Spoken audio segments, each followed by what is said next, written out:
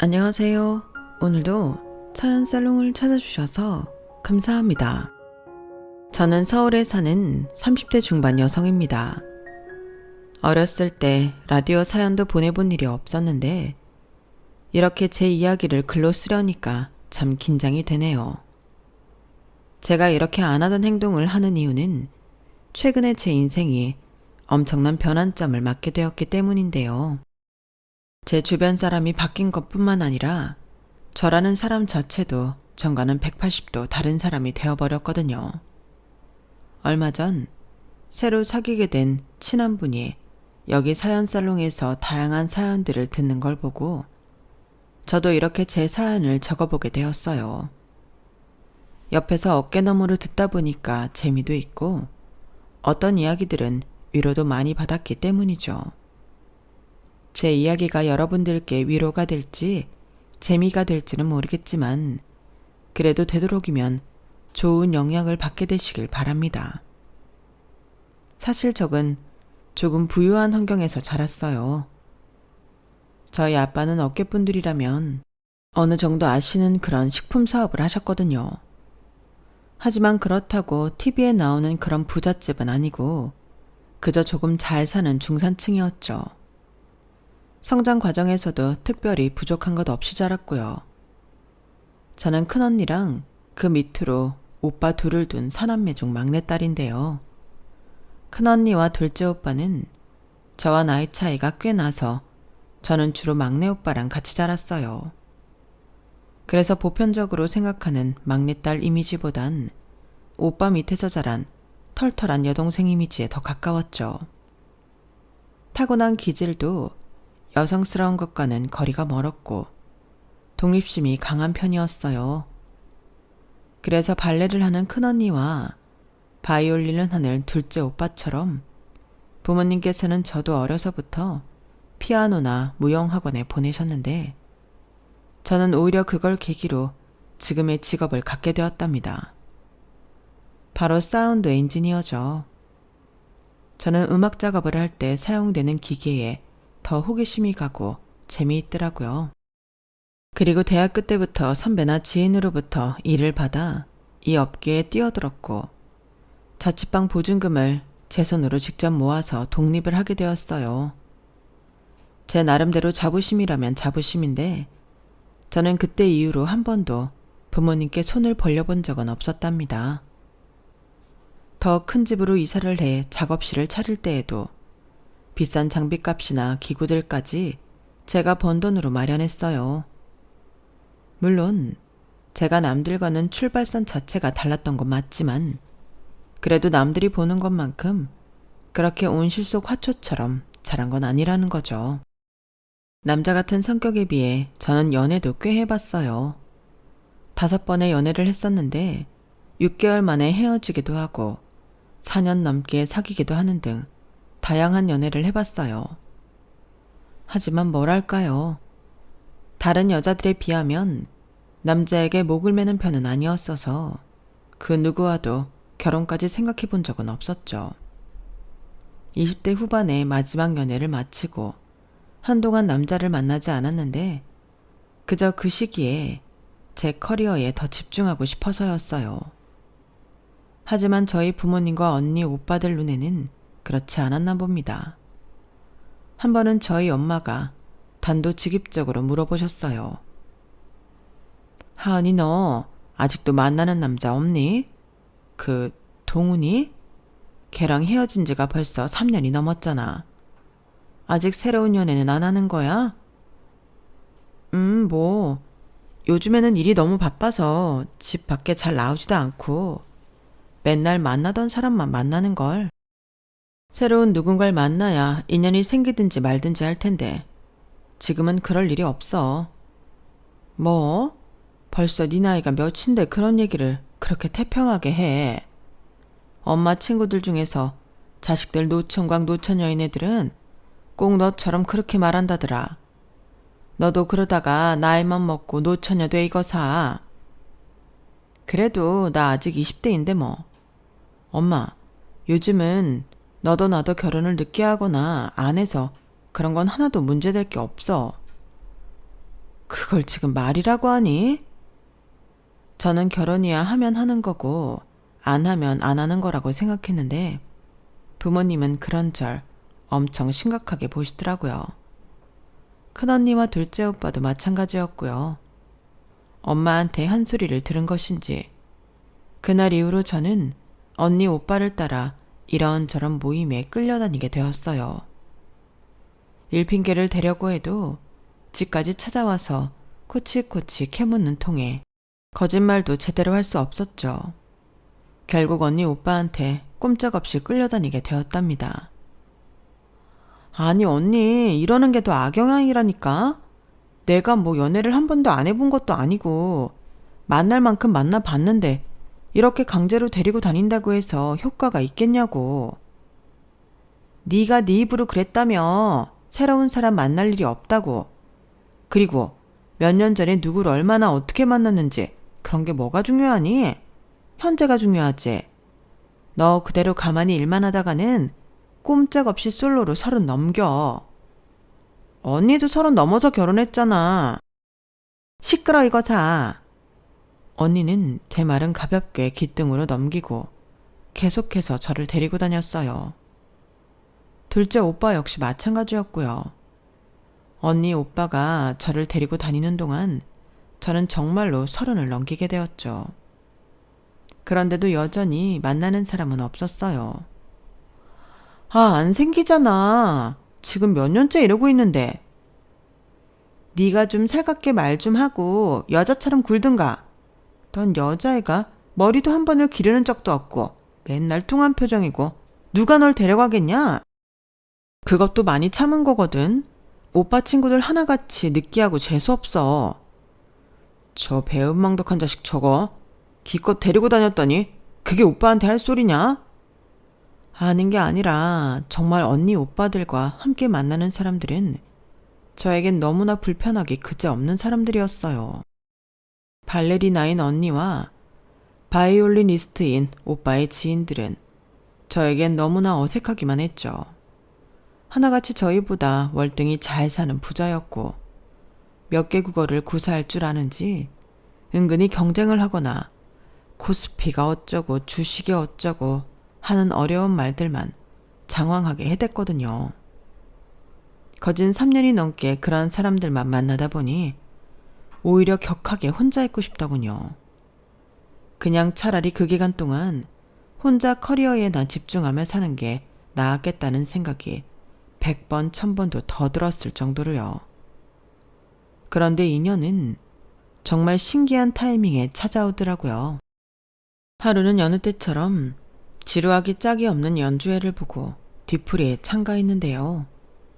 거긴 서울도 아니고 한참 멀리 떨어진 지방이었기에 저는 그 자리가 끝나면 그 근처 여행을 2박 3일로 하고 올 계획이었습니다. 물론 저 혼자서요. 어서 빨리 자리가 끝나기만을 기다리던 제 눈에 정말 특이한 한 사람이 들어오게 되었어요. 첫 인상부터 이 사람은 뭔가 다르다는 느낌이 강하게 들었는데 그게 무슨 로맨틱한 그런 느낌은 아니었고요. 걸음걸이나 주변을 두리번거리는 시선이나 전체적인 움직임이 전혀 그곳의 분위기랑은 어울리지가 않았기 때문이었어요. 저는 호기심과 약간의 동질감이 느껴져서 먼저 가서 말을 걸어봤어요. 어차피 혼자 있으면 오빠가 또 별로 괜찮지도 않고 불편하기만 한 사람이랑 인사를 시킬 게 뻔해 그걸 피하려는 마음도 조금 있었죠. 그런데 대화를 나눠보니 그 사람은 보기보다 더 신기한 사람이었습니다. 저랑 음악적 취향도 너무 잘 맞았고 말도 잘 통했어요.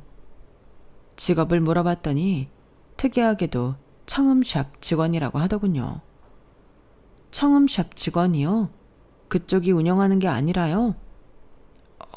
네. 그냥 직원이에요.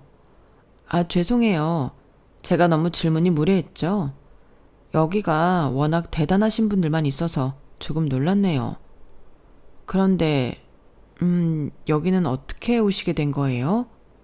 그냥 일반인들은 못 들어올 텐데, 부모님이 이쪽 분야에서 일하세요? 아니요, 저희 부모님은 다 돌아가셨어요. 그게 얘기하자면 좀 길어요. 그 사람은 원래 여수 사람인데 어렸을 때부터 어머니랑 단둘이 아주 가난하게 자랐다고 하더군요. 원래는 어머니랑 함께 동네 시장에서 갓김치를 팔았는데 22살 때 그만 어머니가 병으로 돌아가셨다고 해요.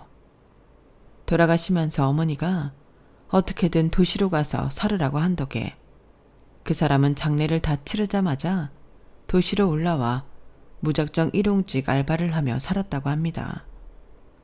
주유소 편의점부터 택배까지 안 해본 일이 없을 정도로 갖가지 일을 하며 돈을 벌다가 동료의 소개로 청음샵에서 일을 하게 되었는데 그 일이 너무 좋았다고 했어요. 몸도 고되지 않았고 다양한 장비로 음악을 듣는 것도 좋았다고요. 그래서 그때부터 다른 일은 다 관두고 그 일만 몇 년 동안 해왔답니다. 오랜 기간 일을 하면서 음악에 대해서도 많이 알게 되고 전문 지식도 많이 쌓이게 되었대요. 그냥 그렇게 살고 있었는데 제가 30 딱 되었을 때 먼 친척분께 연락이 온 거예요. 정확히는 저희 엄마의 외삼촌, 저한테는 작은 외할아버지의 변호사한테서요. 할아버지가 돌아가셨다고요. 할아버지랑 많이 친하셨어요? 아니요. 생전에 한 번도 못 뵌 분이셨어요. 엄마한테도 얘기를 들은 적이 없었는데. 할아버지가 원래 평소에는 굉장히 정정하시다가 갑작스럽게 돌아가셨대요. 근데 자식이 없으셔서 유산을 물려줄 사람이 저밖에 없었다고 하더라고요. 가족관계를 따졌을 때 유산을 물려받을 유일한 사람이었던 그 사람은 15억가량의 돈이 갑자기 생기게 되었다고 해요. 와, 완전 복권 당첨된 거네요. 그래서 그 돈은 어떻게 굴리셨어요? 모르겠어요. 아직 뭐 어떻게 한 건 없고 그냥 방치 중이에요.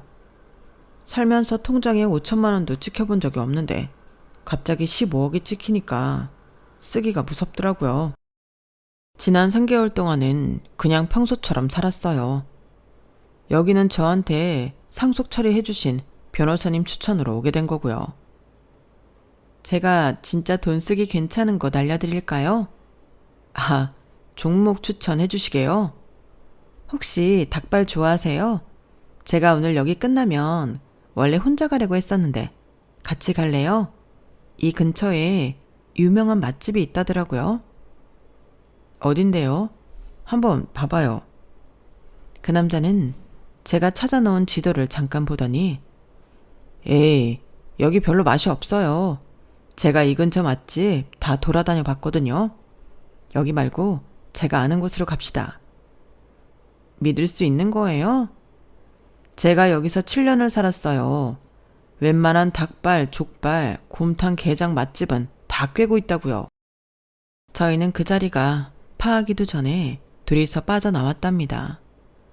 그 남자가 소개해준 식당은 정말로 닭발 맛이 기가 막혔고 막걸리와 함께 먹으니 더욱더 꿀맛이었어요.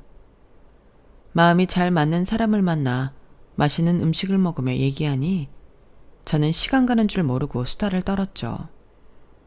자정을 훌쩍 넘겨서야 저희는 헤어졌는데 거기에서 그치지 않고 제가 그 지역에 머물러 있었던 2박 3일 동안 매일 같이 만나 맛집 탐방을 했어요. 이야기를 나누면 나눌수록 사람이 참 순박하고 괜찮더라고요. 그렇게 서울에 온 이후까지 틈틈이 연락을 주고받았고 결국 연인 사이로까지 발전하게 되었죠. 제가 연애를 한다는 소식을 듣자 저희 가족들은 말 그대로 뛸 듯이 기뻐하셨어요. 아니, 실제로 조금 뛰셨던 것도 같네요. 대체 어떤 사람이랑 만나냐는 질문에 남자친구에 대해서 설명을 하니 잠깐 분위기가 가라앉더군요. 그래서 제가 남자친구가 너무 좋은 사람이라고 강조해서 더 자세하게 말해줬어요. 성실하고 검소하고 생각이 깊은 사람이라고요. 제 말을 들은 가족들은 순간 축하하지 못해 미안하다며 제가 좋아하는 사람이니 분명 좋은 사람일 거라 믿는다고 대답해 주셨죠. 저희는 1년 조금 넘게 연애하고 결혼식을 올렸습니다.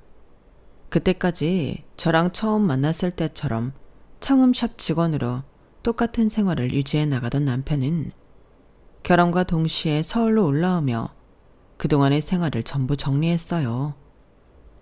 그리고 음악인들이 많이 다니는 서울의 한 지역에 음악 장비들을 파는 가게를 열었습니다. 남편이 그동안 얼마나 성실하게 일해왔는지 저는 옆에서 똑똑히 볼 수가 있었어요. 거래처 하나, 인테리어 하나까지 전부 꼼꼼하게 확인하며 비교적 합리적인 가격에 번듯한 매장을 차리더군요. 신혼여행을 다녀온 이후부터 영업을 시작했는데 수입이 제법 쏠쏠하게 들어왔답니다. 저희 부부는 아담하지만 저 멀리 한강이 보이는 집으로 신혼집을 차렸어요. 그리고 신혼생활은 정말 이래도 되나 싶을 정도로 너무나 행복했어요. 만나는 사람들마다 저를 보고 얼굴이 환해졌다며 칭찬했고, 저는 결혼을 아직 안 한 사람들을 만날 때마다 교장 선생님 훈화 말씀하듯이 결혼을 장려하곤 했습니다. 제 주변 미혼인 사람들 전부 제게 눈꼴실이니까 그만하라고 짜증을 낼 정도로요. 남편은 저에게 늘 넘치는 사랑을 퍼부어 주었고, 처머슴 같던 저도 그렇게 사랑받다 보니 어느새 여성스러운 새댁이 다 되어버렸죠.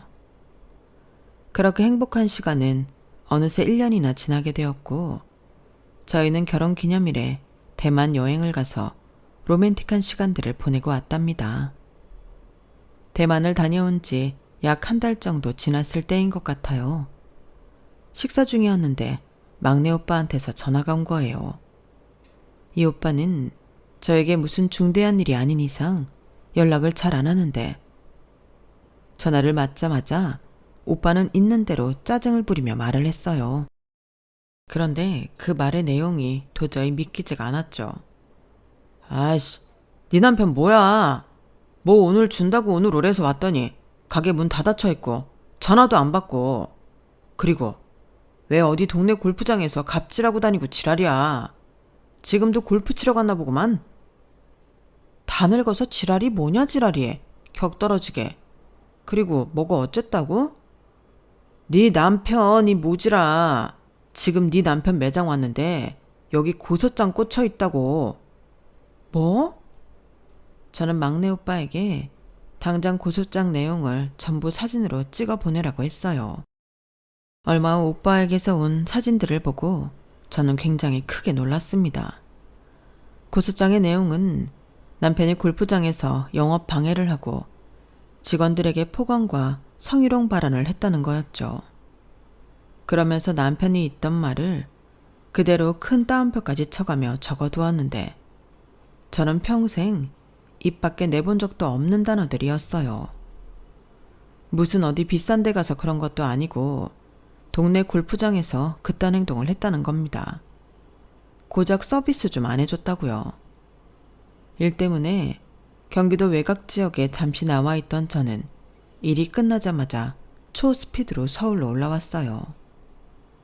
저는 곧장 남편이 있는 데로 가서 핸드폰을 집어 던지며 따졌습니다. 이게 대체 뭐야? 당신 골프 쳐? 아니, 골프를 그래 친다고 하더라도 거기서 갑질하니? 거기 여직원한테 진짜 그딴 소리를 했다고? 내가? 아니야 여보, 오해야. 내가 그랬을 리가. 당신 나 그런 단어는 평소에 쓰지도 않는다는 거 잘 알잖아. 그럼 이런 고소장에 증거도 없는 얘기들을 써놨다는 거야 지금? 그걸 변명이라고 해? 아, 내가 그때 술이 좀 만취했었나 봐. 잘 기억이 안 나. 하, 그래서 술 취했으면 이딴 소리 짓거려도 돼? 쉽사리 자기 잘못을 인정하지도 않고 자꾸만 말도 안 되는 변명만 늘어놓는 남편을 보고 있으니 처음으로 정이 뚝 떨어지더군요. 제가 제일 싫어하는 게 뺀질거리는 사람들이거든요. 남편의 반응에 더더 화가 난 저는 그날 집안이 떠나가라 소리를 지르며 화를 냈어요. 술을 처먹으면 곱게 처먹을 것이지 꽐라가 된 상태에서 실수를 한 건 실수 아니냐면서 엄청나게 혼을 냈죠.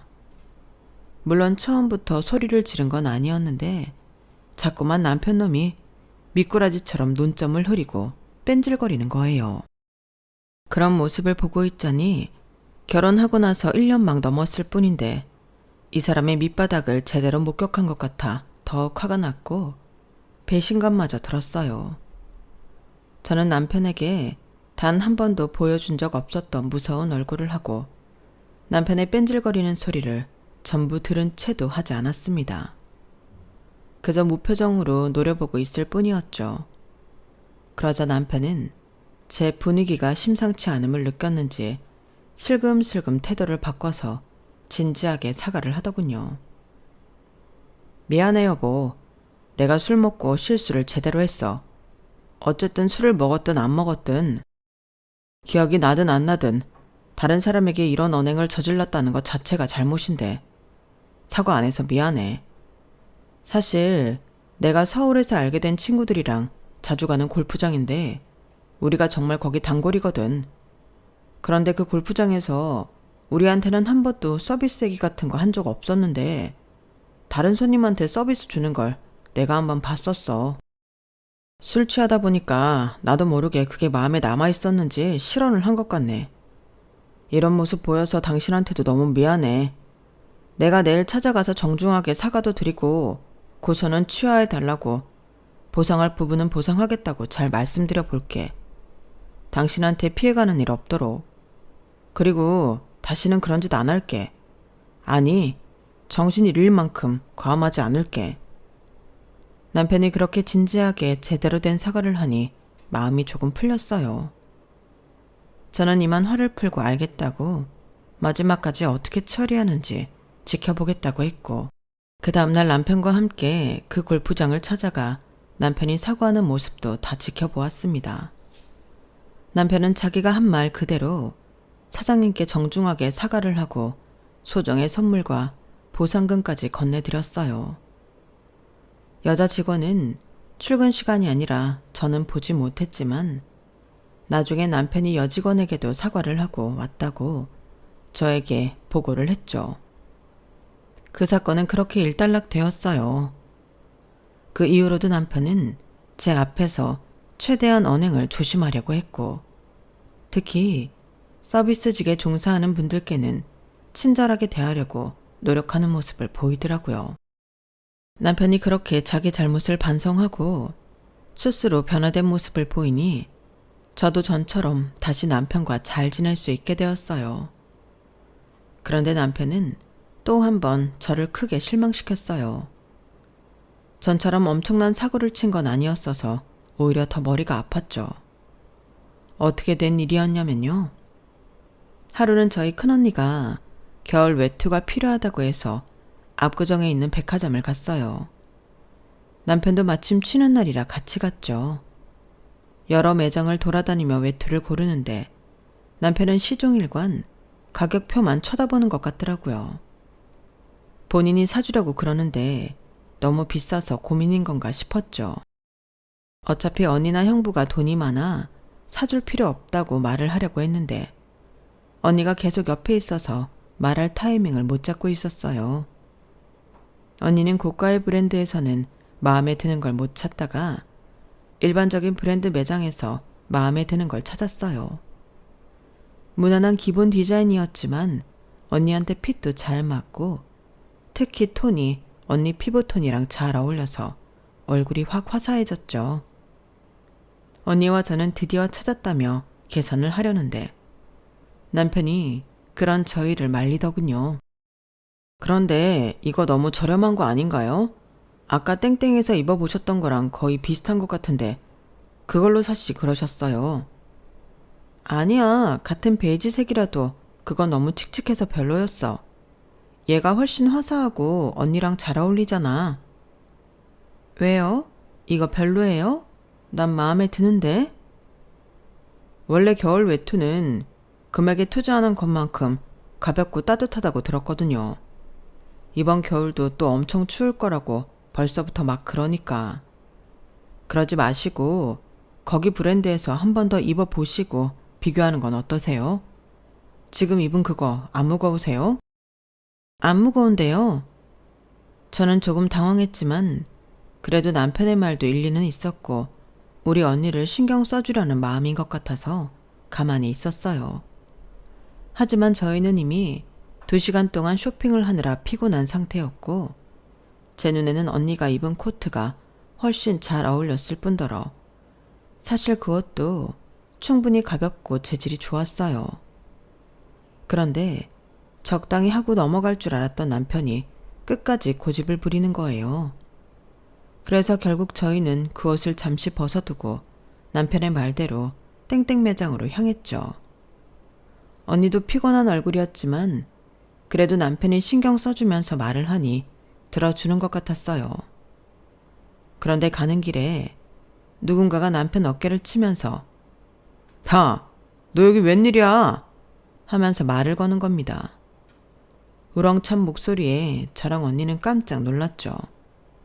남편 역시 놀랐다가 이내 반가운 얼굴을 하고 인사하더군요. 야, 너야말로 여기 웬일이야? 나야 이번에 여기 브랜드 신상 떴다 그래서 얼른 사러 왔지. 이거 어때? 죽이지? 그 남자는 위아래로 명품 로고가 미친 듯이 크게 많이 박혀있는 셋업을 입고 있었는데요. 솔직히 제가 딱 싫어하는 패션이었어요. 뭐랄까요. 너무 졸부 같은 느낌의 패션이었죠. 미적인 요소는 하나도 고려하지 않고 그저 브랜드 로고만 강조하는 느낌이었어요. 언니도 같은 느낌을 받았는지 표정이 좋지가 않았죠. 그런데 놀랍게도 남편이 그런 남자를 보면서 진심으로 멋있어하는 겁니다. 야, 죽인다. 게다가 신발도 비싼 브랜드네. 새끼 이거 요즘 코인으로 돈 좀 벌었다더니 아주 날아다니는구만. 신발은 역시 땡땡땡이지. 안 그러냐? 야, 너 여기 온 김에 이따 지하에서 빙수 먹고 가라. 여기 그거 진짜 맛있더라. 한 8만 원? 가격대는 좀 있는데 돈값을 확실히 해. 오케이, 고마워. 오늘 아내랑 처형이랑 같이 쇼핑 나온 거라 안 그래도 간식 생각하고 있었는데 이따 먹으러 가야겠다. 너 다음 주 골프 모임 빠지지 마. 너 요즘 너무 자주 빠져. 아, 맞다. 나 지금 데이트 약속 있는데 나 먼저 간다. 잘 가. 남편은 해맑게 친구를 보낸 뒤 다시 저희와 땡땡 매장으로 향했는데요. 저희의 기분도 모르고 남편은 땡땡 매장에서 언니가 마음에 들어하지도 않는 외투를 자기가 사주겠다며 자꾸 계산을 하려고 들었어요. 참다 못한 언니가 언성을 높이며 싫다고 해도 눈치 없게 너스레를 떨었고 결국 제가 남편을 매장 밖으로 데리고 나가서 주의를 줬습니다. 언니가 저 외투 마음에 안 들어 하는데 왜 헛돈을 쓰려고 하냐고요. 어차피 언니랑 형부가 우리 부부보다 돈 잘 버니까 그만 좀 하라고 말하니 남편은 자존심이 상한 듯 조용해지더군요. 결국 언니는 원하던 옷을 샀어요. 하지만 여전히 기분이 나쁜 듯 보였죠. 저는 솔직히 언니한테 미안하기도 하고 많이 창피하기도 했어요. 남편은 그 와중에 분위기를 만회하고 싶었는지 빙수라도 먹자며 언니한테 빙수를 사드리겠다고 했는데요. 언니는 딱 잘라 거절했어요. 여기 빙수 돈값 안 해요. 재료도 별로고 양도 적어서 전 싫어요. 너무 쌀쌀맞은 언니의 말투에 남편도 살짝 당황한 듯 알겠다고 했고 언니는 그대로 집으로 가버리면서 저희는 그렇게 어색하게 헤어지게 되었죠. 저희도 집으로 향했고 그날 정말 크게 싸웠습니다. 처음에는 저도 남편이 저희 언니 신경 써주려고 했었던 거라 말을 좋게 하려고 했어요. 그런데 남편은 자꾸만 우리 자매가 이상하다는 소리를 해댔죠. 자기 생각이 지나치게 세속적이라는 건 생각도 못하고 자꾸 우리 보고 이상하다고 하니 저도 화가 나서 직설적으로 말을 해버리고 말았어요. 겨울 외투를 그딴 싸구려 산다고 고집하는 게 이해가 안 간다는 거야. 아니, 그래 뭐 우리보다 그렇게 돈도 잘 버신다는 사람이 왜 굳이 싸구려를 사려고 하고 당신은 또 그걸 부추기고 있어. 어디 나가서 20만 원짜리 외투 입고 다닌다고 하면 잘도 체면이 서겠다. 20만 원이든 30만 원이든 당신은 지금 그게 문제야? 언니한테 어울리지도 않는 옷, 가격표만 보고 무조건 그거 사야 한다고 고집 피우는 당신이 더 이상해. 막말로 당신 옷 사는 것도 아니면서 왜 언니가 입기 싫어하는 옷을 강요하냐고. 그리고 대체 옷을 왜 가격만 보고 평가해? 자기 몸에 맞는 걸 사야지. 가격이 괜히 그 가격이겠냐고. 다 좋은 걸로만 만들었으니까 그 가격이지. 당신 진짜 사고방식이 이상하네. 그럼 아까 당신 친구처럼 뭐 명품 로고만 대문짝만하게 도배해 놓은 옷이라도 입고 다녀야 한다는 거야? 키도 작고 뚱뚱하면서 그렇게 대문짝만하게 명품 로고 도배하고 다닌다고 누가 멋있어 할 것 같아? 로고가 아니라 옷의 맵시와 디자인을 봐야지. 그건 딱 봐도 양아치의 졸부 패션이잖아. 어디서 코인 같은 거나 하던 이상한 인간 만나가지고 당신도 이상한 물 들었잖아. 지금 내 친구 욕하는 거야? 그래, 서울 와서 사귄 친구라고 했지? 당장 손절해. 당신 그딴 인간들 만나서 이상해지는 거야. 알아? 남편은 더 이상 아무 말도 안 하고 한동안 저를 노려보다가 자기 서재로 들어가 버렸어요. 그리고 그날 이후 며칠 동안 저랑 한마디도 섞지 않았죠. 그러더니 일주일쯤 있다가 제가 욕했던 바로 그 친구 무리랑 중국 여행을 다녀오겠다더군요. 3박 4일 동안이요. 저도 엄청나게 화가 나서 그러던지 말던지 하라고 하고 문을 쾅 닫아버렸습니다. 남편은 문 밖에서 한동안 씩씩거리는 것 같더니 정말 집 밖으로 나가버렸죠. 남편이 중국에 간 사이 저는 저대로 술 약속도 많이 잡고 보란듯이 놀고 있으려고 했어요. 그런데 몸이 으슬으슬하고 자꾸 축 처지는 게 뭔가 이상했죠. 제 증상을 옆에서 본 친구가 임신한 거 아니냐고 하길래 말도 안 된다며 임태기를 했는데 두 줄이 뜨더라고요. 너무 놀랐죠. 바로 그 다음날 산부인과를 가보니 임신 7주차라고 했어요. 산부인과를 다녀온 그날 남편이 귀국하는 날이라 저는 복잡한 마음으로 거실에서 남편을 기다렸습니다. 저녁 늦게 들어온 남편은 거실에 앉아 자신을 빤히 쳐다보고 있는 절 보더니 이게 무슨 상황인가 싶은 표정이더군요. 저는 남편에게 이리 와서 앉으라고 할 말이 있다고 했어요. 왜? 나 여행 재밌게 잘하고 왔어. 당신이 싫어하는 이상한 짓 하나도 안 하고. 그런 얘기 아니니까 와서 앉으라고. 왜 그러는데? 이거 봐. 저는 작은 상자를 내밀었어요. 남편은 살짝 제 눈치를 보고 상자를 열었죠. 그리고 눈이 휘둥그레졌습니다. 안에는 초음파 사진이랑 임태기가 있었거든요. 남편이 상자를 열자마자 저는 대체 무슨 감정인지 모르겠는데 저절로 눈물이 나더라고요. 남편은 상황 파악이 되자마자 절 안아주며 엄청나게 좋아했어요. 여보, 너무 고생 많았어. 세상에. 아니, 세상에. 우리 부모 되는 거야? 나 아빠 만들어줘서 너무 고마워, 여보. 내가 그동안 너무 미안했어. 나 진짜 세상에 믿을 수가 없네. 너무 행복하다.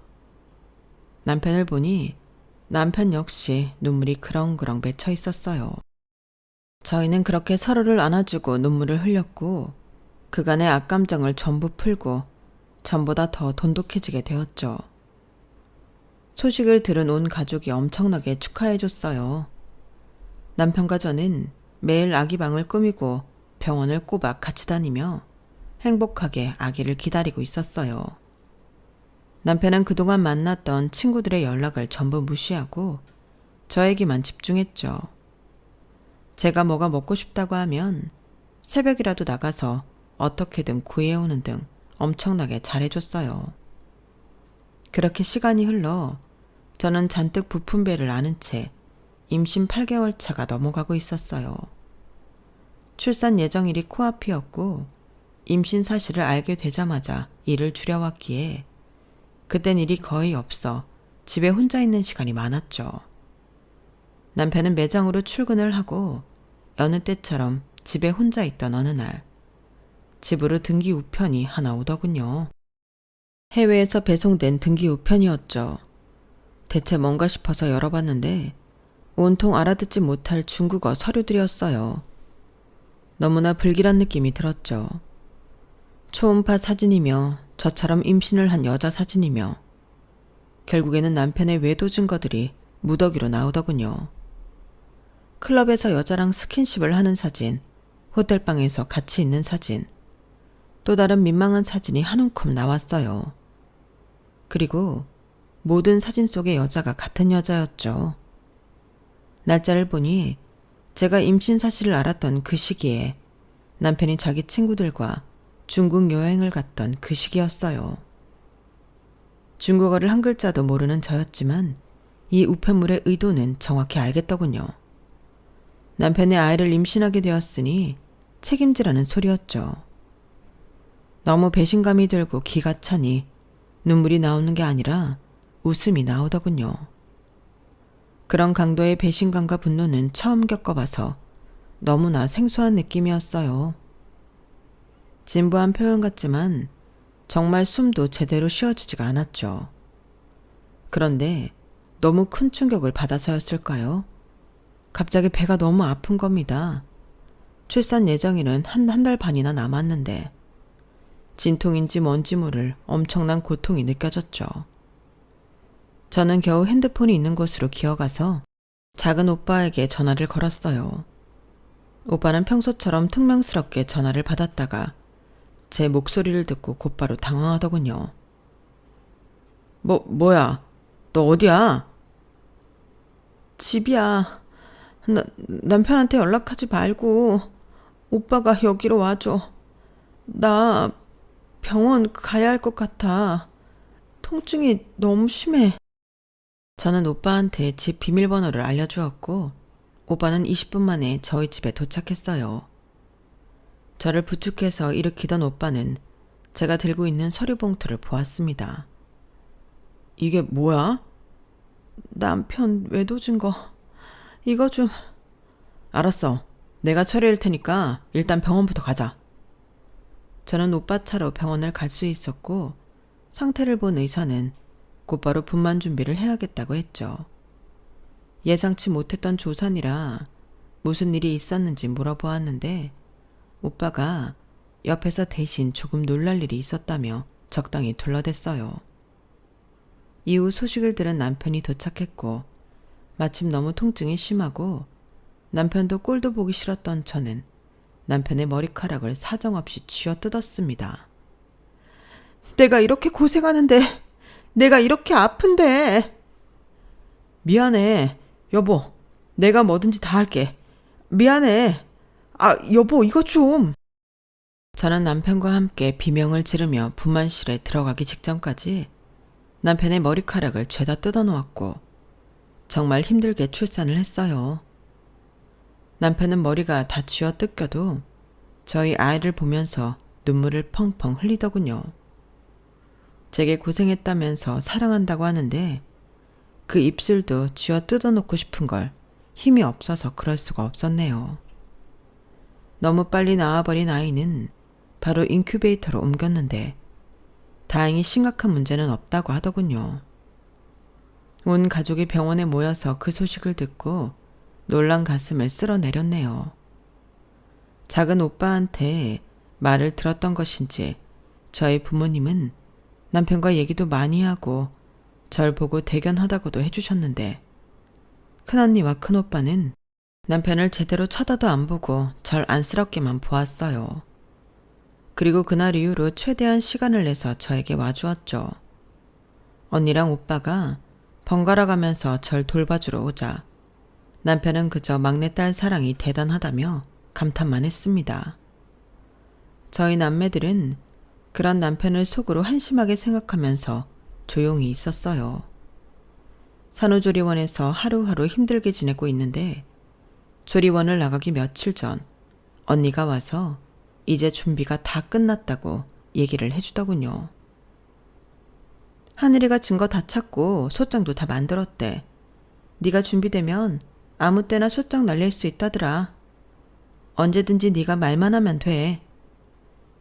여기서 나갈 때 하면 될 것 같아. 일단 내가 조금 회복을 하고. 그래, 너무 급하게 생각할 거 없어. 마음이 좀 힘들겠지만 일단 네 몸부터 생각하자. 아, 그리고 엄마가 너한테 2천만 원 보내셨어. 엄마가? 응, 너 조리원 나가서도 몸조리 계속 신경 쓰라고. 첫 수산 때는 확실히 많이 힘들어. 도움 필요한 거 있으면 언제든지 말하고. 그래도 그렇지. 무슨 2천만 원씩이나. 2천만 원? 언제부터 들어와 있었던 건지 남편이 옆에서 듣고 깜짝 놀라며 말했습니다. 저희도 놀라서 남편을 보았는데 안색을 보니 다행히 그 앞의 내용은 못 들은 것 같더라고요.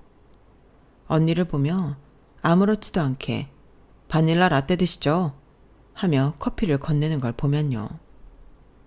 언니는 어색하게 고맙다며 커피를 받아들었고 또 오겠다며 자리를 피했어요. 언니가 나가자마자 남편은 저에게 2천만 원이 무슨 2천만 원이냐며 물어보았죠. 엄마가 산후조리 비용으로 보내준 거라고 하자 남편은 그런 거면 나한테 주시지. 이거 어차피 다 내 돈으로 예약했던 건데. 라며 아쉬워하는 듯한 표정을 지었어요. 그런 남편이 꼴도 보기 싫어 저는 졸리다고 눈을 감아버렸죠. 그런데 남편은 그 2천만 원에 생각보다 제대로 꽂힌 것 같더군요. 다음날 제가 유축을 하고 오는데 제게 또 그 2천만 원에 대한 얘기를 꺼내는 거예요. 여보, 장모님께 받은 그 2천만 원 말이야. 그걸로 나 롤렉스 시계 하나만 사주면 안 돼? 롤렉스? 그래. 어차피 산후조리원에서 필요한 건 이미 다 했고 이후에 추가적으로 필요한 건 내가 또 다 해줄 거 아냐. 그럼 그럴 돈으로 당신이 사면 되잖아. 뭐하러 이 돈으로 그걸 사? 그냥 각자 돈으로 각자 살 거 사면 되지. 그 2천만 원을 정말 다 당신 산후조리에 다 쓸 생각이야? 한 5, 600 정도면 충분하잖아. 어차피 돈 남을 거 아냐. 그러니까 내 2천만 원으로는 당신 롤렉스를 사고 당신은 한 몇백 정도만 내 산후조리 비용에 쓰겠다는 거야? 아니. 어차피 여기 산후조리원 비용이랑 나가서 또 해주는 거랑 다 합치면 그것도 1,000만 원 훌쩍 넘어가. 아니, 오랜만에 친구들을 좀 만날 일이 있어가지고 내가 당연히 당신이 필요한 건 뭐든. 그래, 알았어. 사줄게. 롤렉스. 정말? 남편은 눈을 반짝이며 엄청나게 좋아했어요. 입에 거의 귀에 걸렸다고 해도 과언이 아니었죠. 그 다음날 남편과 함께 조리원을 나갈 채비를 하면서 저는 남편에게 부탁했던 롤렉스를 사왔다고 얘기했어요. 남편은 짐을 싸다 말고 화들짝 놀라며 어떻게 그렇게 빨리 샀냐고 되묻더군요. 어제 그 말을 꺼낸 이후로 지금까지 자기가 같이 있었는데 대체 언제 구매한 거냐면서요. 저는 그저 묵묵히 짐을 쌀 뿐이었죠. 나갈 시간이 다 되어서 조리원에 작은 오빠가 도착했어요. 작은 오빠는 저에게 시계랑 서류를 넘겨주며 별걸 다 시킨다고 투덜대고는 빨리 끝내고 나오라고 하고 나갔죠. 남편은 어리둥절한 얼굴로 제게 물었어요. 여길 갑자기 왜 오셨어? 로펌 일 안 바쁘셔? 그건 뭐야? 로펌 일하러 오신 거야. 이번 의뢰인은 나라서. 저는 남편의 말에 차갑게 대꾸하며 작은 오빠가 저에게 건넨 걸 그대로 남편에게 집어 던졌어요. 당신이 원했던 롤렉스 시계 거기 있네. 당신이 중국을 그렇게 좋아하는 것 같길래 특별히 중국산으로 구해왔어. 중국산? 아니, 그게 무슨 소리야. 이 봉투는 또 뭐야? 남편은 긴장된 표정으로 봉투 안을 열어보더니 점점 얼굴이 사색이 되어 갔습니다. 그 안에는 이혼 소장과 함께 남편의 외도 증거들이 가득했거든요.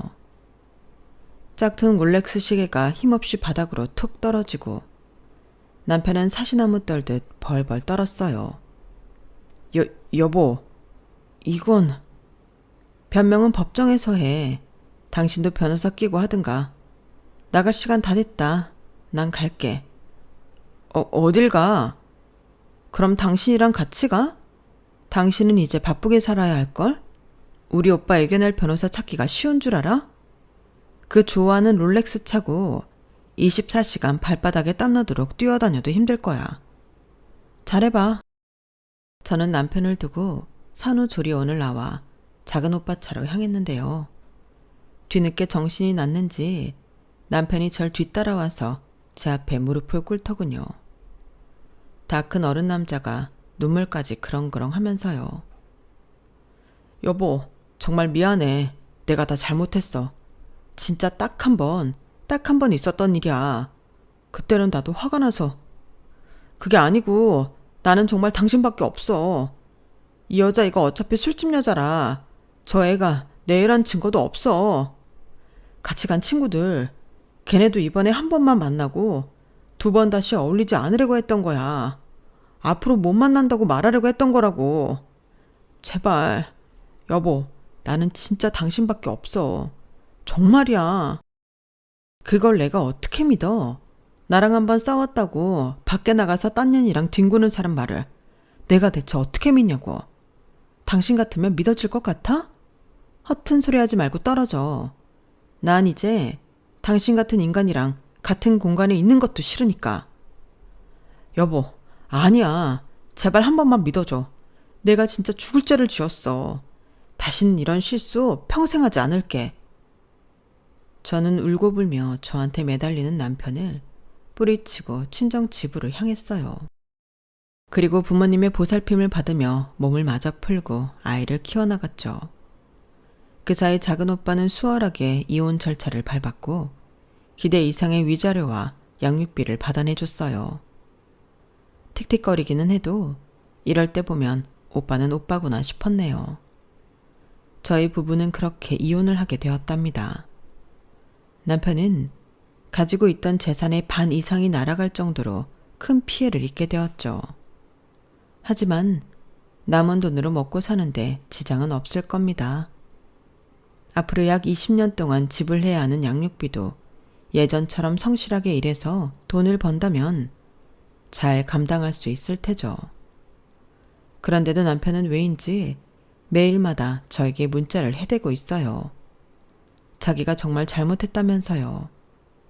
한 번씩 아예 찾아와서 애기 용품을 놓고 가거나 애기 엄마용 화장품 같은 것들을 문 앞에 놓고 가기도 하더군요. 저희 식구들은 치를 떨며 싫어했지만 솔직한 제 심정은 잘 모르겠네요. 솔직히 조금 흔들리는 것도 사실입니다. 아이가 있어서 그런 건지 아니면 저도 그 사람을 한때 많이 좋아했어서 그런 건지 잘 모르겠지만 한 번 실수인데 용서를 해줄까 싶기도 합니다. 이미 이혼은 번복할 수 없지만 한 번 만날 거 2-3번 만나는 것도 괜찮지 않을까 싶은 마음이 자꾸 드네요. 저희 가족한테 이 마음을 털어놓았다간 등짝을 맞을 게 뻔하니 제 이야기를 들어주신 여러분들이 판단해 주셨으면 좋겠습니다. 그냥 냉철하게 마음을 딱 끊어야 할까요? 제 이야기는 여기까지입니다. 지금까지 들어주신 분들께 감사드립니다. 제 고민에 대해 의견이 있으시다면 댓글로 남겨주세요. 여러분의 하루가 좋은 일들로만 가득하길 바랍니다. 여러분, 사연 댓글에 응원과 현명한 조언 부탁드려요. 좋아요와 구독은 저에게 큰 힘이 됩니다. 오늘도 좋은 일 가득하세요.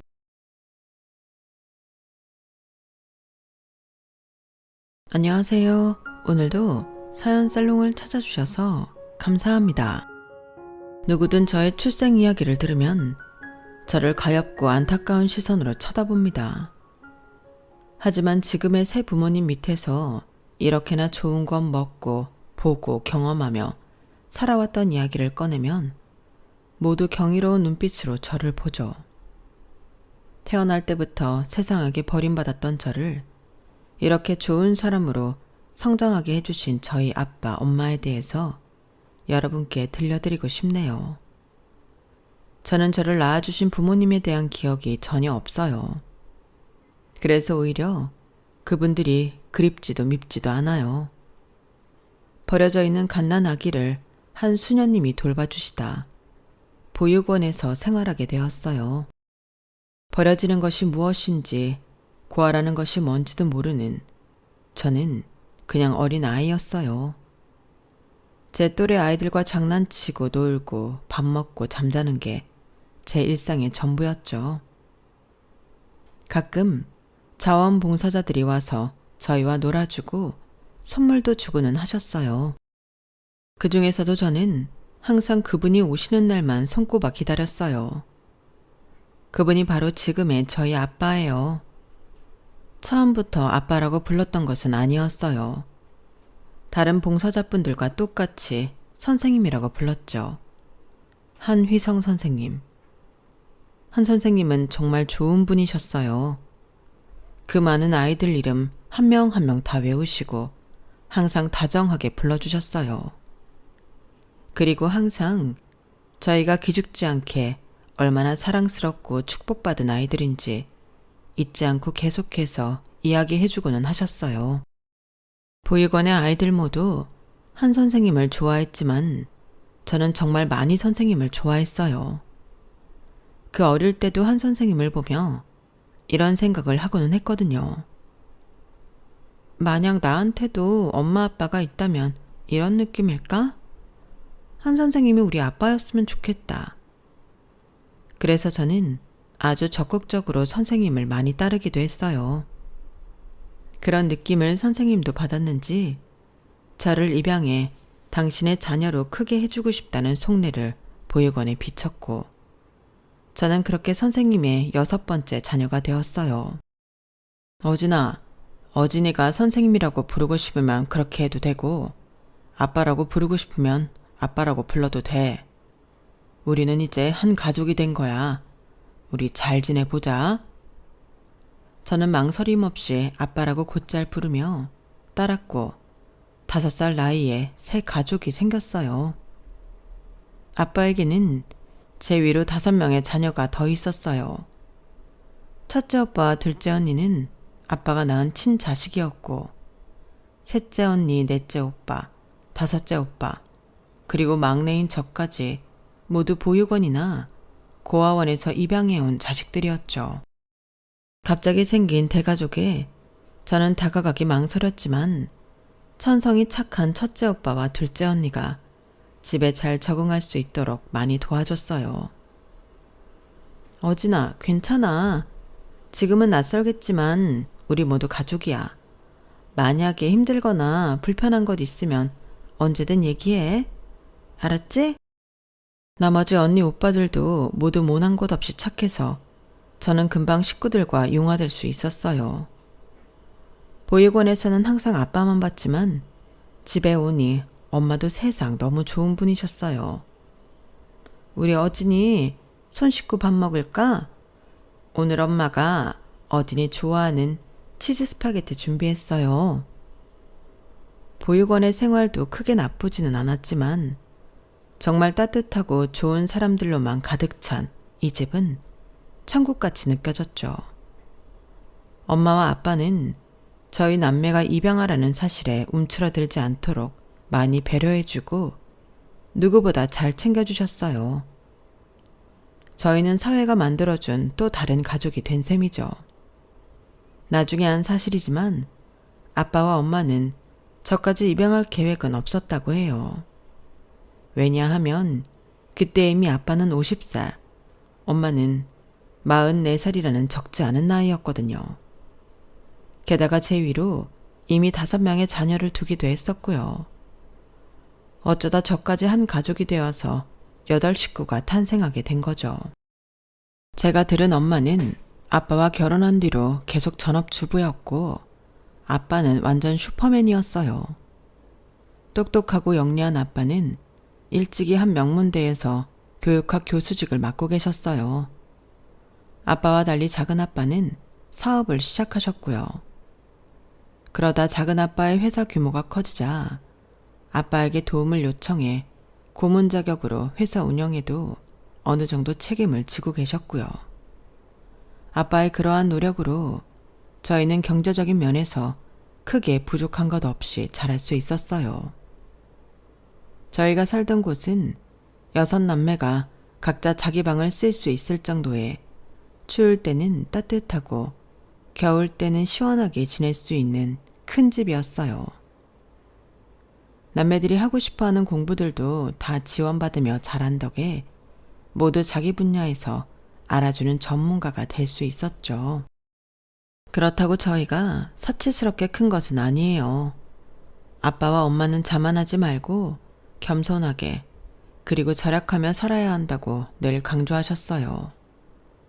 두 분의 충만한 사랑과 훌륭한 교육관 아래서 저희 6남매는 올바르고 정직한 사람으로 컸어요. 아빠는 대학에서 수업하는 것만으로도 시간이 부족해서 작은 아빠 회사가 자리를 잡은 후부터는 고문직을 그만하고 싶어 하셨어요. 하지만 실행력은 좋지만 운영 능력이 조금 뒤처졌던 작은 아빠는 아빠에게 계속 도움을 요청했어요. 결국 아빠는 건강이 나빠지고 나서야 이 모든 일에서 손을 뗄 수가 있었어요. 하지만 더 슬픈 일은 교수 일도 더 이상 할 수 없을 정도로 몸이 나빠지고 말았던 거예요. 막내인 제가 대학을 막 졸업할 때쯤 아빠는 희귀암 선고를 받았어요. 게다가 치료 도중 약물 부작용으로 시력까지 거의 잃고 말았어요. 언제나 좋은 일만 하고 착한 마음으로 세상을 살아온 아빠에게 왜 이런 시련이 닥쳤는지 알 수 없어 수도 없이 하늘을 원망했어요. 하지만 걱정하는 저희 남매들의 마음을 이미 알고 오히려 아빠는 더 씩씩한 모습을 보이며 되려 유머러스한 농담으로 저희를 웃게 만드셨어요. 우리 아들, 딸들 너무 걱정하지 마. 예전에 나는 내 두 눈으로 아름답고 밝고 예쁜 것들을 충분히 많이 봤어. 이제는 눈이 좀 쉴 때가 되어서 내 눈이 알아서 불을 끈 거니까 그렇게 상심하지 않아도 돼. 안 보이면 안 보이는 대로 고요하고 차분한 세상이 느껴진단다. 아빠는 지금 괜찮아. 그래도 불행 중 다행인 일도 하나 있었어요. 아빠가 시력은 잃었지만 암의 진행이 생각보다 느리고 약해 꾸준히 치료와 검사만 받으면 오래 살 수 있다는 것이었어요. 우리는 그것에라도 감사하며 시간이 날 때마다 아빠와 더 많은 시간을 보내기 위해 노력했어요. 작은 아빠는 아빠의 병원이 모두 자기 때문이라고 탓하며 술만 드시면 언제나 미안하다고 사과를 하러 오시고는 했어요. 형, 미안해. 나 때문에 이렇게 못된 암도 걸리고 앞도 못 보게 되고 내가 죽일 놈이야. 내가 정말 미안해. 진성아, 뭐가 미안해. 그런 말 하지 마. 형이 회사 일 이제 발 빼고 싶다고 했을 때 내가 그냥 놔줄걸. 학교 일만으로도 힘들고 바쁠 텐데 이 못난 동생 때문에 회사 일까지 맡아주느라고. 그때 형한테 징징거리면서 계속 도와달라고 했던 거 정말 미안해. 형이 다 나 때문에 스트레스 받아서 이렇게 아픈 거야. 얌마, 아니라니까. 나도 회사 고문일 하면서 많이 배웠고 즐거웠어. 그리고 회사가 이렇게 크게 성장하는데 내가 조금이라도 기여를 했다고 해주니 더 기뻐. 진성이 너 때문이 아니고 그냥 내가 병이 올 차례였던 거야. 미안해하지 마. 작은 아빠는 마음의 집을 조금이라도 덜고 싶다며 엄마와 아빠가 평생 놀고 먹어도 남을 만큼의 현금 재산을 챙겨주었고 그 외에도 건물, 아파트 땅 등을 엄마 아빠 앞으로 여럿 남겨주었어요. 그 돈을 모두 합치면 저희 6남매가 결혼해서 자식을 낳고 또 그 자식들한테까지 혜택이 갈 수 있을 정도로 많았어요. 하지만 우리 남매 중 그 누구도 아빠 엄마의 재산을 탐내지 않았고 아빠의 건강만 다들 염려할 뿐이었어요. 아빠가 학교를 나갈 수 없게 된 후로 많은 제자들이 직접 찾아오고는 했어요. 제자분들 중에는 아빠처럼 교육자의 길을 걷거나 다른 분야에서도 이름을 알린 분들도 많았어요. 그 중에서 매년 인사를 오시는 박광군 선생님도 계셨어요. 아빠를 진심으로 존경하고 따랐던 제자 중 한 분이었는데 아빠와는 아주 각별한 인연이 있기도 했죠. 아빠는 저를 입양하고도 꽤 오랫동안 주기적으로 보육원에 방문해 아이들과 시간을 보내고는 했어요. 그때 안타깝게도 어린 자녀를 사고로 잃은 박 선생님이 어지러운 마음에 교수님인 아빠를 따라 함께 봉사를 다녔다고 해요. 그리고 저를 포함해 이미 4명이나 입양을 한 아빠를 보며 박 선생님 부부 역시 다른 고아원에서 아이 둘을 입양하기로 결심했다고 해요. 박 선생님 말에 의하면 입양 결정에 대해 당시 아빠는 굉장히 단호하고 날카롭게 말씀했다고 하더군요. 박군, 쟤네 아이가 죽었다고 저 아이들을 대체품으로 입양하는 거면 난 절대로 반댈세. 저 아이들 자체로 사랑해주고 품어줄 자신이 있다면 데려가고 그냥 내가 애들 입양한 것이 쉬워 보여서 그런 것이라면 그 결심을 빨리 거두게나. 아닙니다. 교수님이 내 아이나 입양한 것을 보고 용기를 얻은 것은 부정하지 않겠습니다. 하지만 죽은 우리 아이의 대체용으로 생각해 데려가는 것은 절대 아닙니다. 제 친자식보다 더 사랑하고 정성을 다해 기르고 싶습니다. 저 아이들에게 진정한 부모가 되어주겠습니다. 그 후 박 선생님 부부는 어렵게 2명을 입양하게 되었어요. 그리고 정말 정성스럽게 아이들을 보살펴 주셨죠. 2 아이 모두 공부를 좋아하고 영리해서 박 선생님이 일찍이 해외로 보내 공부를 시키느라 저 역시 만나본 적은 없지만 서로에 대한 이야기는 많이 들었어요. 안녕하세요, 박 선생님. 어진아, 오랜만이구나. 잘 지내셨어요? 나야 뭐 늘 잘 지내지. 얼마 전에 첫째가 또 미국에 오라고 그래서 다녀왔어. 정말요? 완전 좋으시겠다. 성공한 딸들이 뭐 1년에 수도 없이 미국 와서 쉬면서 여행하시라고 효도도 하고. 저도 아빠만 건강하시면 업고 어디든 다닐 수 있을 것 같아요. 녀석 참 말도 이쁘게 하네. 큰애는 얼마 전에 거기서 결혼했어. 그 친구도 미국에 와서 자리 잡은 지 꽤 된 모양이더라고. 둘째는 계속 미국에 있다가 얼마 전에 스카웃돼서 영국으로 건너갔어. 우와, 선생님 딸들 진짜 대단해요. 얼마나 행복하세요. 내가 뭐 해준 거 있나. 다 자기들이 알아서 잘한 거지. 박군 자네도 최선을 다했지. 예전에 자네가 아이들 입양하겠다고 대뜸 말했을 때 내가 모질게 말했던 거 사과함세. 아닙니다, 선생님. 선생님 덕분에 제가 아이들을 거둘 용기가 생겼던 것은 맞는걸요. 그리고 선생님이 염려하셨던 부분도 저 다 이해합니다. 혹시라도 먼저 간 우리 아이 생각에 책임감 없이 입양했다가 모두에게 안 좋은 결과를 가져올까 걱정하셨던 것이잖아요. 저도 이제 나이가 60입니다. 선생님 마음 다 알고 말고요. 애들이 그렇게 훌륭하게 커주니 더 바랄 게 없겠구만. 한국에서 자주 보지 못해서 아쉽기는 하겠어. 네, 아쉽기는 하지만 뭐 어디서든 애들이 행복하다면 다 좋습니다.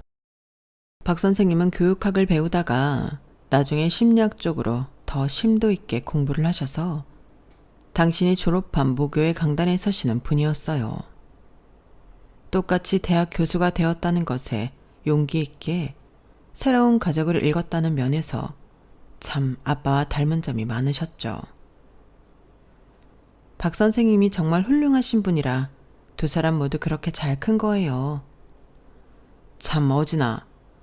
그렇게 오랜 세월을 알고 지냈는데 우리 애들이랑 한 번을 못 만났지? 다음번에 한국 잠깐 들어오면 내가 어떻게 해서든 자리 마련할 테니 다 같이 한번 만나자꾸나. 네, 너무 좋아요. 정말 꼭 만나보고 싶어요. 사실 저희 남매들이나 박 선생님의 두 딸들 모두 서로 이방으로 이뤄진 가족이란 걸 알고 있었어요. 하지만 두 딸이 어린 나이부터 해외에 거주한 터라 실제로 같이 만날 기회가 없었어요. 그저 박 선생님이 보여주시는 사진으로 서로 커가는 과정을 알고 있을 뿐이었죠. 이것 봐. 그네 결혼 때 가서 찍은 사진이야. 어머, 너무 예뻐요. 이렇게 바다가 보이는 곳에서 하는 결혼식도 완전 로맨틱해요. 우리 어진이도 이제 시집 가야지. 그러게요. 우리 아빠한테 빨리 떡두꺼비 같은 손주 안겨드려야 할 텐데 말이에요. 박 선생님, 늦었지만 첫째 따님 결혼 정말 축하드려요. 고맙다, 어진아. 그리고 얼마 후 저는 회사 동료를 통해서 한 남자를 알게 되었어요.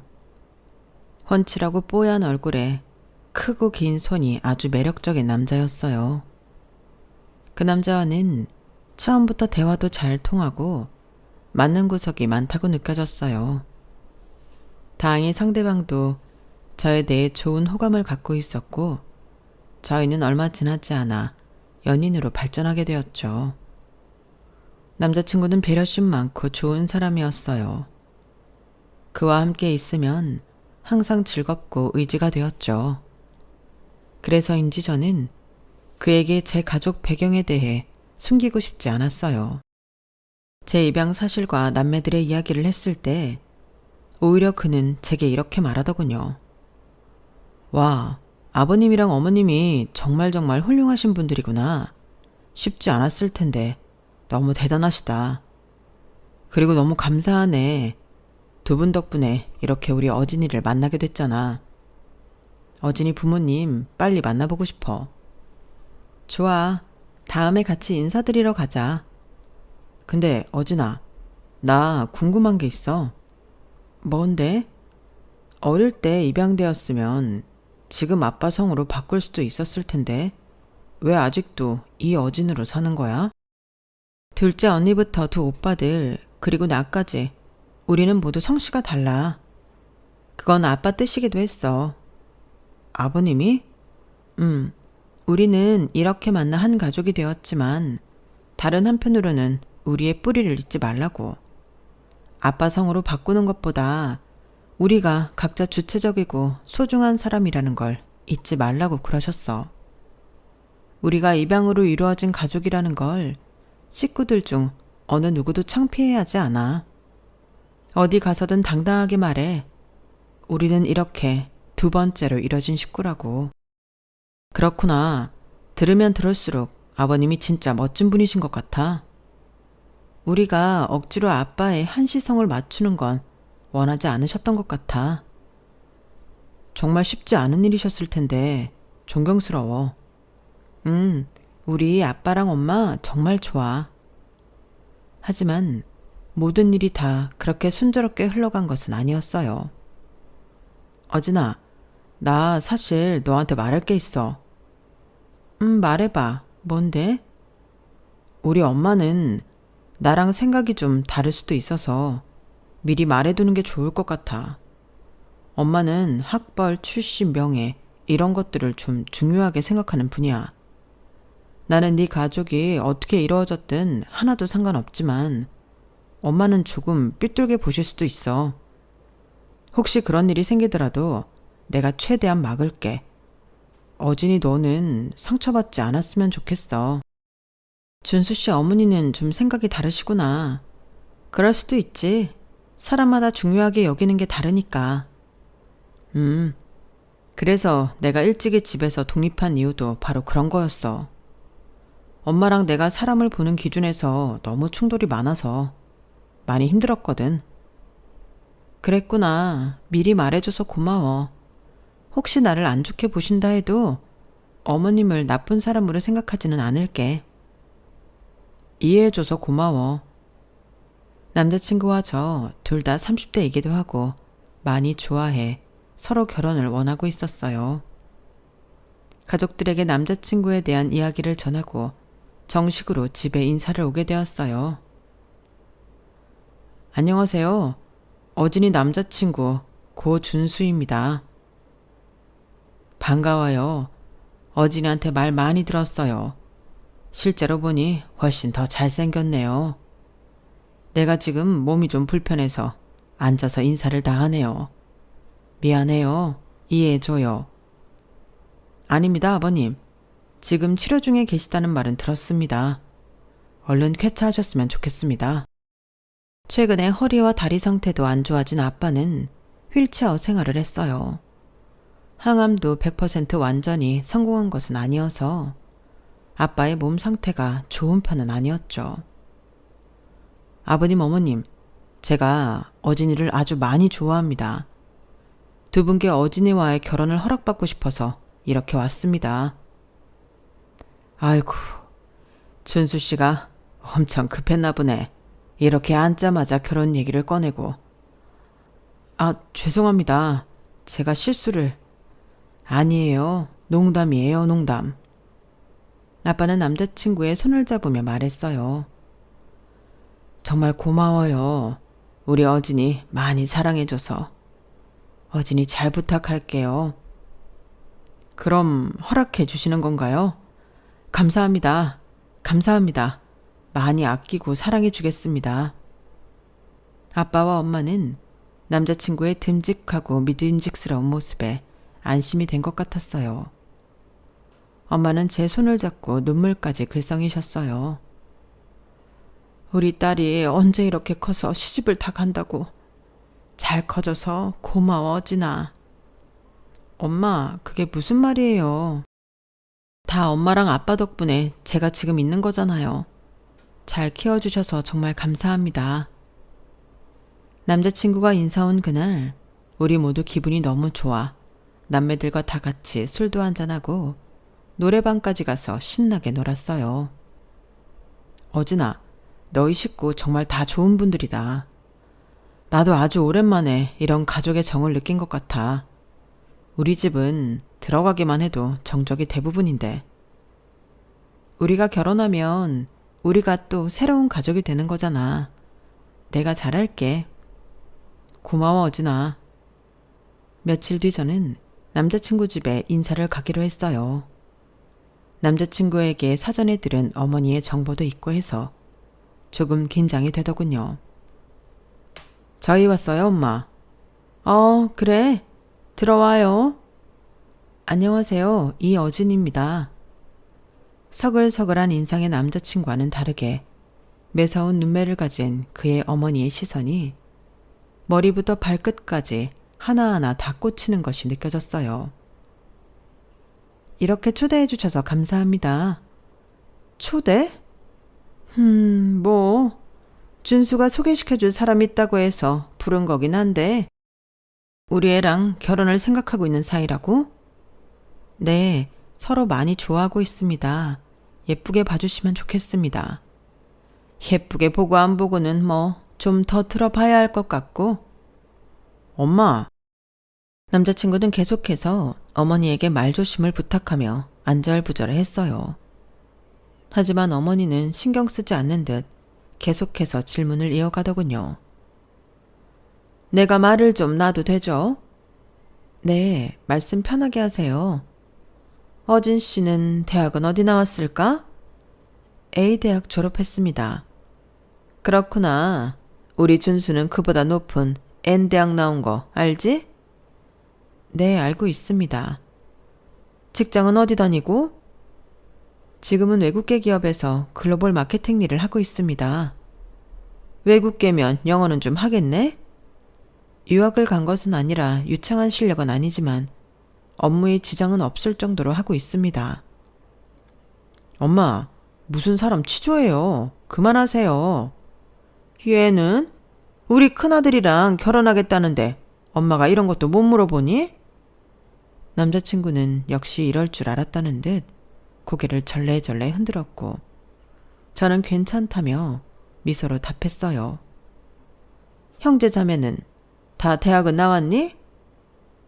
네, 저까지 6남매인데 모두 좋은 성적으로 대학을 졸업해 각자 분야에서 열심히 하고 있습니다. 6? 형제가 6이나 돼? 무슨 형제가 그렇게 많대? 그럼 다 결혼은 했나? 저와 제 위에 5째 오빠만 빼고 다들 결혼해서 아이도 낳고 잘 살고 있습니다. 아우, 조카까지 다 하면 완전 대가족이겠네. 우리 준수, 어진 씨랑 결혼하면 신경 쓸 일 많겠는데? 아니요, 대가족은 맞지만 모두 욕심 없이 뭐든 도와주려고 하는 분들이어서요. 어머니가 걱정하시는 그런 일은 없을 겁니다. 뭐 그거야 상황이 닥치면 어떻게 되는지 모를 일이고. 부모님은 다 계시지? 나이가 어떻게 되시나? 네, 저희 아빠는 80세 조금 넘으셨고 엄마는 2살 어리세요. 에? 아빠가 80? 형제자매도 그렇게 많은데 도대체 몇 살에 어진 씨를 낳은 거야? 아무래도 남자친구가 저에 관한 이야기를 어머니에게 사전에 하지 않은 눈치더군요. 아무래도 상관없었어요. 제 입으로 직접 말하는 것이 더 설명이 잘 될 테니까요. 사실 저희는 입양가족입니다. 첫째 오빠와 둘째 언니만 지금 엄마 아빠 친자식이고 그 밑으로는 입양을 통해 가족이 되었습니다. 뭐? 입양? 지금 입양이라고 그랬어? 네. 하지만 지금 30년 넘게 다들 너무 잘 지내고 있습니다. 내가 잘들 지내냐고 물어본 게 아니잖아. 입양이 웬 말이야? 준수, 너 알고 있었어? 네, 알고 있었어요. 그런데도 여기에 이 아가씨를 데려온 거야? 엄마, 내가 결혼할 사람이에요. 그러니까 입양되어서 자기 친부모가 누구인지도 모르는 사람이랑 지금 결혼하겠다고 데려온 거냐고. 엄마, 제발. 얼음장 같은 분위기가 이어졌어요. 마음 불편하실 거 압니다. 제가 입양하라는 것에 대해서요. 하지만 저희 부모님 한 번도 저한테 눈치를 주시거나 구박하신 적 없습니다. 다른 형제들한테도 마찬가지고요. 훌륭한 교육관과 따스함 속에서 저희 모두 잘 성장했습니다. 물론 입양에 대한 편견이 있으시겠지만 저희 가족은 정말 그 누구보다 서로 아끼고 잘 지냅니다. 남자친구의 어머니는 이미 제 눈을 쳐다보지도 않으시더군요. 저는 이야기 도중 화가 나서 몇 번이나 일어나려는 남자친구를 붙잡고 다시 차근차근 설명을 했어요. 부모님 밑에서 자라면서 불편함 같은 거 전혀 느끼지 못하고 컸습니다. 어진 씨가 큰 과정은 내가 모르겠고, 그럼 부모님 다 그렇게 연세가 많으니 일도 못하고 집에만 계시겠네? 저희 엄마는 계속 전업주부였고 아빠는 지금 아프시기 전까지는. 뭐? 아파? 나이도 많은데 아프기까지 해? 제 말을 잘라 가로챈 어머니는 목소리 톤까지 높여가며 제게 물었어요. 도대체 늙고 아프고 일도 못하는 노인이 둘이나 있는 집 아가씨가 우리 준수랑 왜 결혼을 하겠다는 거야? 남의 아들 그 집 가서 얼마나 생고생을 시키려고. 그게 아니라요. 비록 2분 다 연세도 있고 건강이 조금 염려가 되기는 하지만 어머니가 걱정하실 정도로 어려운 상황은 아니에요. 결혼 승낙 받아야 하는데 어진 씨가 지금 뭔 말이든 못할까? 세상에나 80이나 된 부모의 입양 애들까지 6형제. 도대체 무슨 집이 그래? 정말 듣도 보도 못한 집이네. 이해하기 힘드신다는 거 압니다. 그래도 저희 아빠가 아프시기 전에 하신 일들이 정말 대단한. 준수 동생 있는 거 알죠? 네, 미국에 있다는 얘기 들었습니다. 우리 둘째 정수가 작년에 미국에서 결혼을 했거든. 우리 며느리가 얼굴도 예쁘고 능력도 엄청나. 거기 사돈 아가씨도 뭐 해외 곳곳에서 스카웃 제안을 받는 엄청난 인재더라고. 아, 네. 참 딸들을 하나같이 다 잘 키우셨다 했는데 알고 보니 우리 사돈이 그 똑똑하다는 교수님이시더라고. 방송국에서도 출연 한번 해달라고 사정을 하고 책도 내신 아주 유명한 심리학 박사이면서 교수님. 하나를 보면 열을 안다고. 아버지가 그렇게 훌륭한 분인데 그 밑에서 이상한 돌연변이가 나올 수 있겠냐는 말이야. 그런데 어진 씨네는 뭐? 80살? 거기에 병치레까지? 입양 형제들? 내가 이런 결혼을 시키려고 우리 준수 그렇게 열심히 키운 거 아니야? 어진 씨도 나중에 자식 낳아보면 알 거야. 어느 엄마가 자기 아들을 어진 씨 같은 집에 보내고 싶겠나? 밥도 안 먹었는데 가슴이 꽉 하고 얹힌 것 같네. 엄마, 사람 말을 끝까지 들어봐. 어진이네 부모님은 됐어. 고준수 너. 이 결혼할 거면 엄마랑 영 끊고 사는 건 줄 알아. 뭐 하나 마음에 드는 구석이 있어야 말이지. 난 방에 들어갈란다. 그렇게 제 말도 남자친구 말도 끝까지 들을 생각이 없는 어머니는 찬바람이 불도록 쌩하니 방문을 세게 닫고 들어가시더군요. 남자친구는 화가 나 얼굴이 울그락불그락해지고 말았어요. 당장 문이라도 부술 기세에 저는 남자친구를 데리고 그냥 그 집에서 조용히 나왔어요. 어진아, 미안해. 아무리 생각해도 엄마가 진짜 너무 심한 것 같아. 뭐 말이라도 들을 생각을 해야 말이지. 나중에 어머니도 좀 진정하시면 다시 말씀드리자. 그냥 지금은 입양 80살 환자 이런 단어에 꽂히셔서 아무것도 귀에 안 들어오시는 것 같아. 너희 아버님 어머님이 얼마나 좋은 분들인데. 우선 준수 씨도 좀 진정해. 시간을 두고 천천히 말씀드리자. 나도 마음 문을 여실 수 있도록 차근차근 다가갈게. 남자친구는 미안하다며 눈물까지 보이더군요. 저는 오히려 괜찮다고 그를 다독였지만 저 역시 속상하기는 마찬가지였죠. 며칠 뒤 남자친구가 다시 한번 어머니를 찾아가 제 집안 사정에 대해서 말을 했다고 하더군요. 엄마, 어진이네 집 그냥 보이는 게 다가 아니야. 어진의 아버지도 유명한 교수님이셨어. 어진이 작은아빠가 사업한다고 해서 그 회사 일도 봐주신 적 있고 아이들 봉사 다니시다가 입양 결정도 하셨던 거고 비록 늦은 나이에 어린이를 자식으로 삼으셨지만 정말 사랑이 얼마나 가득한 분인데 연세가 80이 넘었으면 멀쩡한 사람도 아픈 게 당연한데 어진의 아버지는 긍정적인 분이라 그나마 지금까지 버티고 계시는 거야.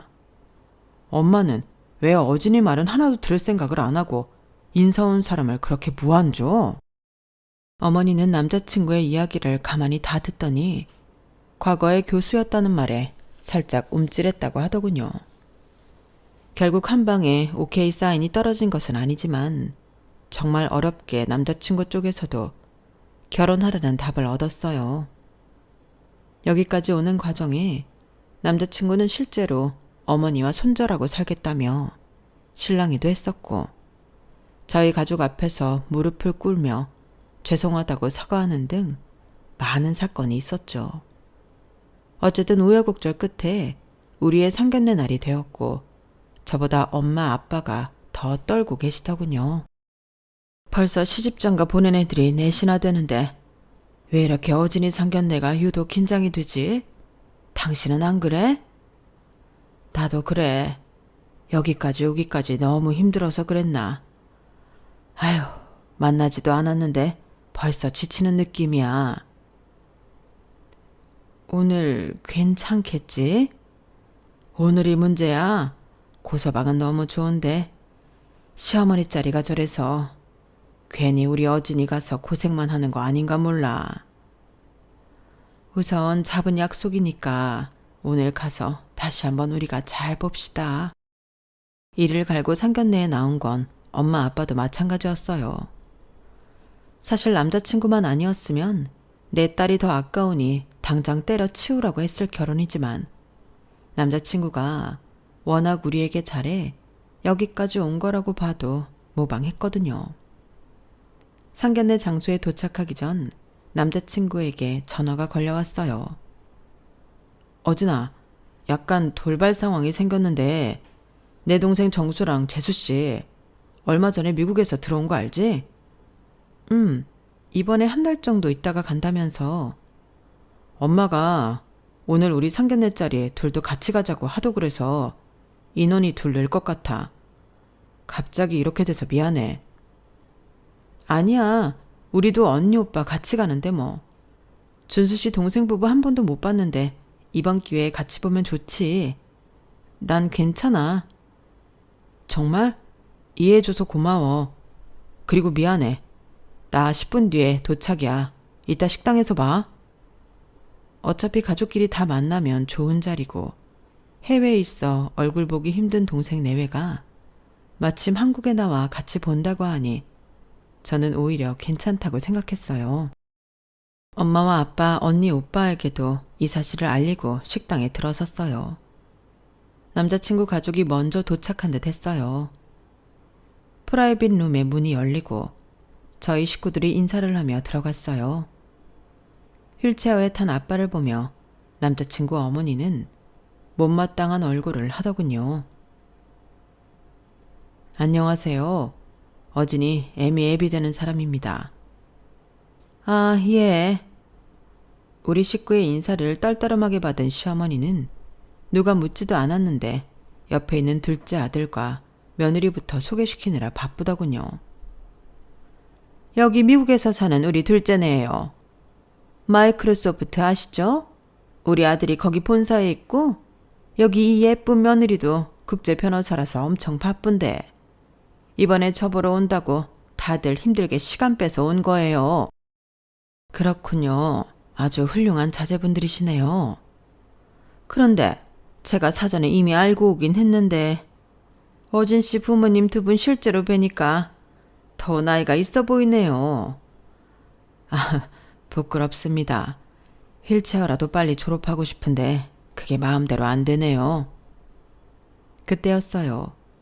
남자친구 어머니의 속사포 같은 말 때문에 아직 인사도 나누지 못한 준수 씨의 동생 부부가 어정쩡하게 서 있다가 갑자기 아빠를 향해 묻더군요. 한휘성 선생님? 아빠의 이름을 부른 건 다름 아닌 남자친구의 재수 씨였어요.